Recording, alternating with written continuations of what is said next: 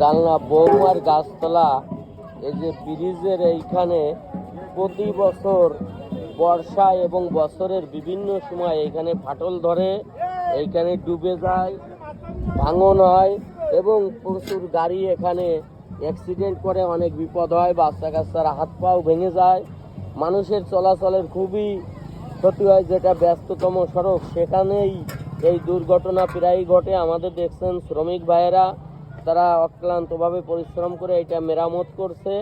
আমরা চাই যে এইটার একটা স্থায়ী সমাধান হোক। সংশ্লিষ্ট কর্তৃপক্ষের কাছে আমাদের অনুরোধ, আমাদের এই সমস্যা, আমাদের গোদের উপর বিষ ফোঁড়া, এইটা অনতিবিলম্বে একটা স্থায়ী ব্যবস্থা করার জন্য সংশ্লিষ্ট কর্তৃপক্ষের কাছে আমরা আবেদন করি। সবাই ভালো থাকবেন বন্ধুরা।